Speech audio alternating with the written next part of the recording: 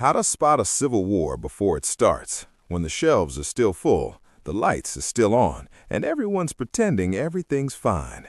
You're sitting in your living room, coffee's hot, Wi-Fi's working, the news is loud but distant.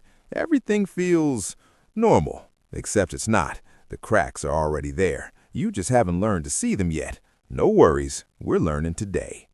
Picture this. Your local grocery store runs out of canned beans again. Third time this month. The gas station down the street, closed. No explanation, just a handwritten sign that says, "Back soon." Your neighbor, the one who used to wave, now watches you through the blinds like you're a threat. You shrug it off. Probably nothing. Wrong. These aren't glitches. They're not coincidences. They're early warning signs, the kind that show up before the riots, before the blackouts, before the borders close, the kind that historians point to later and say, yeah, that's when it started. But you're gonna see it coming, because I'm about to teach you how to read the collapse like a survival manual written in smoke and static. First sign, the shelves start lying to you. You walk into a store, looks fine, bright lights, music playing, but the canned food aisle, half empty. The pharmacy, out of antibiotics. The gas station, rationing fuel or charging double. This isn't a supply chain hiccup. This is the beginning of scarcity, and scarcity is the spark that lights the fuse. When basic resources start disappearing, people get nervous. Nervous people hoard. Hoarding creates more shortages. More shortages create panic. Panic creates violence, and violence creates collapse. Shortages don't hit everyone at once. They hit the poor first, then creep upward. By the time your neighborhood feels it, half the city's already been living in survival mode for weeks. And here's the brutal math. A population can lose 10% of its food supply and stay calm. Lose 30%. You've got 3 weeks before the looting starts. Think post-World War II Germany, people trading wedding rings for potatoes, or Venezuela in 2016, where hyperinflation made shelves bare and riots followed. So when you see those empty shelves, don't think inconvenience, think countdown. Watch for sudden shortages of rice, flour, bottled water, fuel prices spiking, pharmacies out of painkillers, stores limiting purchases, 2 per customer. If you see 3 of these at once, start preparing, quietly. Second sign, the language gets ugly. You're scrolling online, news, comments, and suddenly everyone's using words like traitor, vermin, filth, enemy, not just trolls, politicians, influencers, your own uncle. This is dehumanization, and it's not accidental, it's a weapon. When people stop seeing the other side as human, violence becomes easier, justified even. You're not hurting a person, you're eliminating a threat.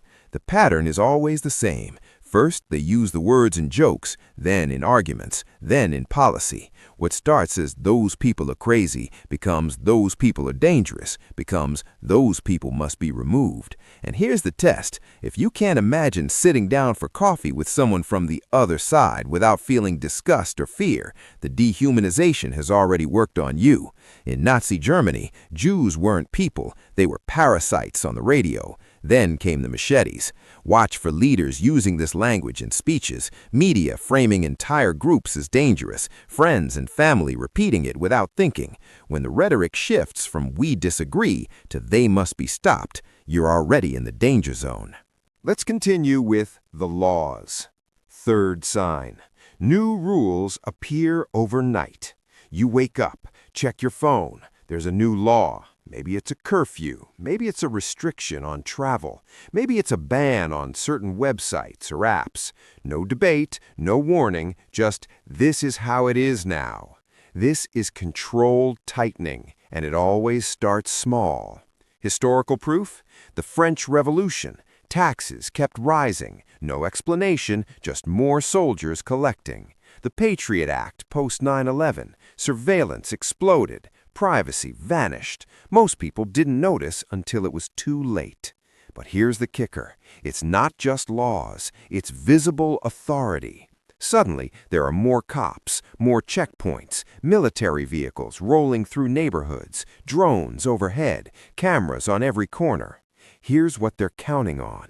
You'll accept each new restriction because the last one didn't kill you. Curfew at midnight? Fine. Then 10 p.m., then 8 p.m., then you need a permit to leave your block. And here's the tell. When authorities stop explaining why and start saying just comply, they've stopped asking for consent. They're demanding obedience. When the state starts flexing muscle in public, it's because they're expecting resistance. What to watch for?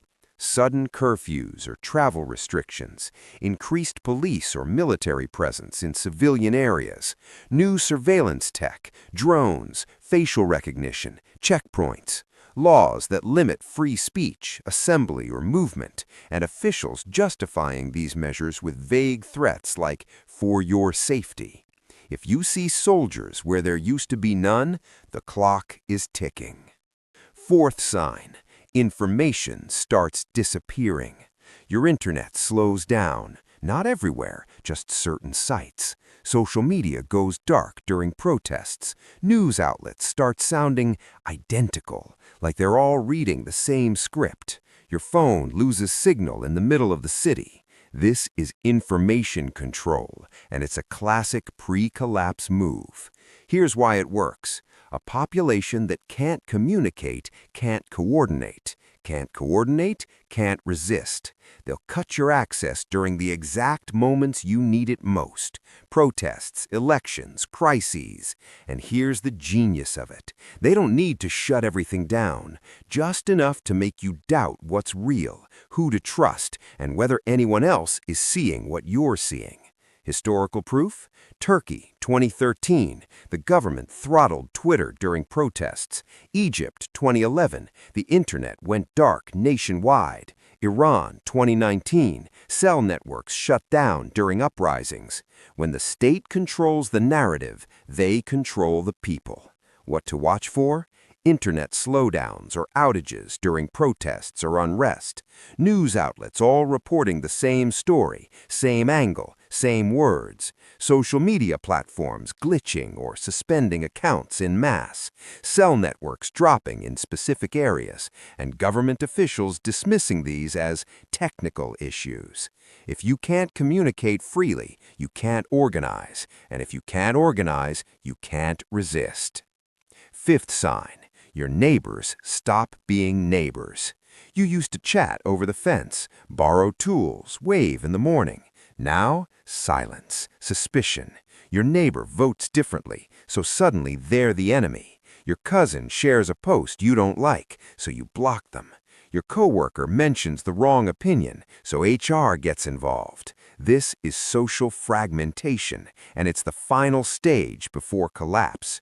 Here's the brutal truth. Societies don't collapse because of armies or governments. They collapse because neighbors stop helping each other. When the guy next door won't lend you a cup of sugar because of a bumper sticker, you've lost the only safety net that matters. And here's the trap. The more isolated you become, the more you rely on the state for protection. And the state, they love that. Divided people are controllable people. Historical proof? Yugoslavia, 1990s. Neighbors who'd lived side by side for decades turned on each other. Serbs versus Croats versus Bosniaks. Same streets, different flags. Then came the war. Rwanda, 1994. Hutus and Tutsis. Friends became killers overnight. When communities fracture, violence fills the gaps. What to watch for? Families splitting over politics, neighbors reporting each other to the authorities, workplaces becoming hostile over beliefs, public spaces, parks, cafes, schools segregating by ideology, and people choosing sides over staying neutral. If you can't trust your neighbor, you can't survive what's coming. Let's continue with the survival plan. So now what? You've seen the signs, you know the collapse is coming. Maybe not tomorrow, maybe not this year, but it's coming, and you're not going to be the one caught off guard. Here's your survival plan. No panic, no paranoia, just cold, practical preparation. Step 1. Stay aware. Watch the patterns, track the shortages, notice the rhetoric, monitor the laws. Don't ignore the small stuff. The small stuff is the warning. Step 2. Stockpile smart. Don't hoard, don't draw attention, but quietly build a reserve. Food, rice, beans, canned goods, stuff that lasts, stuff that doesn't need refrigeration. Water, bottled, stored, or filtration systems. You need at least 2 weeks' worth. Medicine, antibiotics, painkillers, first aid supplies. Get them now while you can. Cash. ATMs go down. Banks close. Have physical money, small bills. And fuel. Keep your tank full, always. If you can, store extra in jerry cans. Step 3. Build a network. Find people you trust, not online, in real life. People who think like you, people who prepare, people who won't panic when the lights go out. Create a communication plan. What if the internet dies? What if phones don't work? Agree on meeting spots, backup plans, signals. Step 4. Stay low. Don't broadcast your prep. Don't post about it. Don't brag. The loudest preppers are the first targets when things collapse. Stay quiet, stay invisible, stay ready. Step 5. Know when to move. If the signs escalate, if the military rolls in, if the blackouts last for days, if the violence spreads, you need an exit plan. Where will you go? How will you get there? What will you take? Don't wait until the roads are blocked. Don't wait until the borders close. Move early, move quietly. Now let's talk about the economic signals. You check your bank account. The numbers are there, but something feels off. That coffee that cost $3 last month, now it's $5. Your rent jumped 20%. Meanwhile, the news says inflation is under control. This is economic destabilization, and it's the invisible killer that precedes every collapse. Here's how it works. When currency loses trust, people panic. They pull cash from banks. Banks start limiting withdrawals. Daily maximum, $500, then $200. Then they close for maintenance. By the time you realize your money isn't really yours, it's too late. Here's the pattern. Hyperinflation doesn't announce itself. It creeps through temporary price adjustments. 1 month, eggs cost 10% more. 6 months later, you're paying a week's salary for bread. By the time the middle class feels it, the economy has already crossed the point of no return. Historical proof? Weimar Germany, 1923. Money in wheelbarrows for groceries. Zimbabwe, 2008. $1 trillion bill couldn't buy a bus ticket. Argentina, 2001. Banks froze accounts overnight. Riots followed. What to watch for? Rapid price increases on basics, food, fuel, utilities. Banks limiting withdrawals or closing branches. Official inflation numbers that don't match reality. And wealthy people quietly moving assets offshore. Your move? If you see 3 of these, convert some savings into tangible assets. Canned food is currency. Water is currency. Fuel is currency. Because when paper money becomes worthless, the people with physical value survive.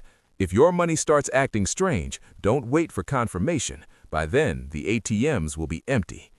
The world isn't ending tomorrow, but it's cracking today, and most people won't see it until it's too late. They'll wake up one morning and wonder how it all fell apart so fast. But not you. You've learned to read the signs. You've learned to prepare. You've learned that survival isn't about luck. It's about awareness. It's about action. It's about seeing the calm before the collapse and refusing to be caught in it. So keep your eyes open. Keep your supplies stocked. Keep your network close. Because when the collapse comes, and it will, you're going to be the one who saw it coming.